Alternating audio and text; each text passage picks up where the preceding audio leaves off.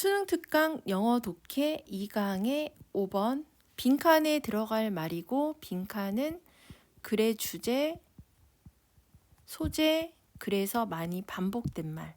이게 빈칸의 답. 답을 찾을 땐 항상 글 안에서 답을 찾을 수 있도록 하고 프란츠 보아스는 파운더는 설립자, 창시자, 미국 인류학의 창시자인 그 프란츠는 첫 번째 과학자 중 한 명이었다. 챌린지는 도전하다. 뭐에 도전했냐면은 분류학적 접근.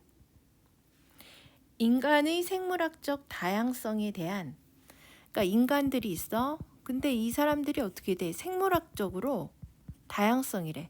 다양성이니까 생물적으로 다르다. 이 사람들이 생물적으로 다른 거에 대한 이거 분류학적 접근법. 이 다른 거를 분류적으로 접근을 했단 말이야. 근데 여기에 챌린지 도전한 첫 번째 과학자 중 한 명이었다.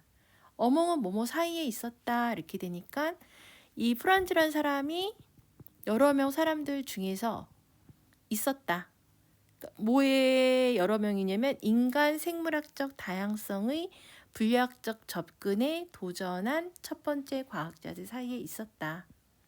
특히 그는 프란즈는 널리 보유된 가지고 있는 생각에 테스트하기를 원했는데 그 생각은 뭐냐면 동격의 대시야 머리 모양과 그리고 소위 인종적 마커 표시들은 스태틱은 정적이니까는 변치 않는 엔티티 실체. 그러니까 머리 모양과 다른 인종적 특징들은 변치 않는 실체다. 변하지 않는다. 기본적으로 시간이 통해도 변하지 않는다라는 널리 가지고 있는 생각을 테스트하기를 원했다. 그러니까 모양이 변치 않는다. 라는 걸 갖다가 이 사람은 챌린지 도전을 했다란 말이죠. 1900년대 초반에 그와 그의 리서치 연구자들은 18,000명의 이민자 가족들을 연구를 해서 계산했다. 시페러릭 인덱스에서 이거는 두장 폭지수. 말이 어려운데 여기서 설명해 주고 있어. 레티오는 비율이야. 머리 길이랑 머리 넓이의 비율. 누구의? 유럽에서 태어난 부모와 그리고 미국에서 태어난 아이의 머리 넓이와 머리 길이의 비율인 두장폭 지수를 계산을 하면서 18,000명의 이민자들을 연구를 했단 말이야. 대략. 그럼 여기서부터 내용이 좀 구체적으로 들어가긴 하는데 지금까지 읽은 내용 보면 어떻게 될까? 이 사람은 지금 테스트하고 싶었죠. 뭐를? 전통적인 생각. 변치 않는다. 뭐가? 머리 모양이랑 다른 인종 특징이 변치 않는다. 이 생각을 테스트하길 원했고 거기서 이제 18,000명의 이민자 가족들을 테스트를 했단 말이야. 결과야. 이 연구의 결과는 드러냈다. 성인과 어린이들의 머리 모양은 달라.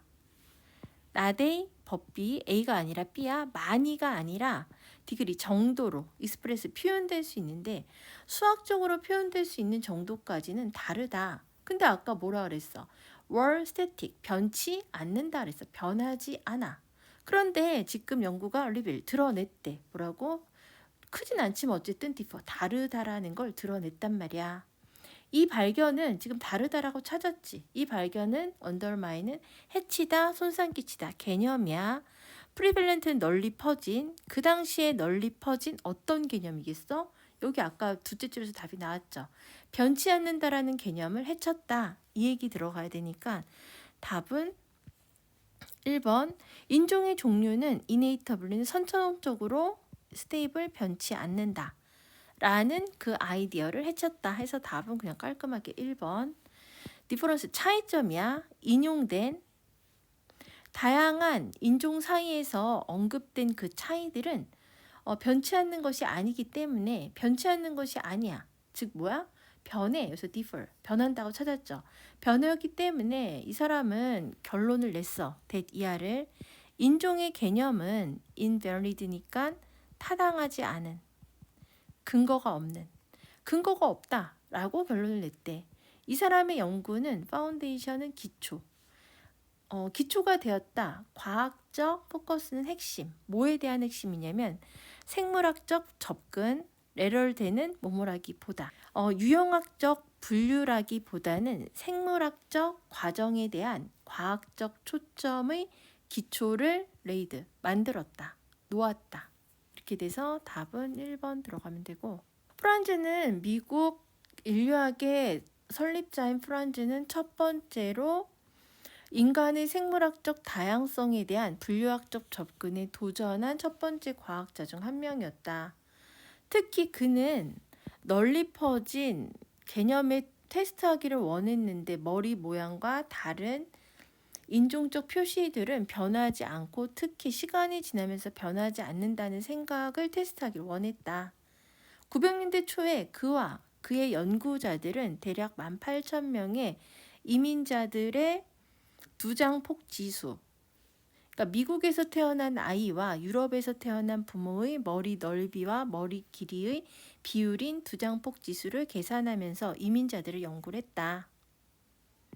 연구의 결과는 드러내는데 어른과 아이의 머리 모양은 많이 다르진 않지만 수학적으로 표현할 정도까지는 다르다는 걸 드러냈다.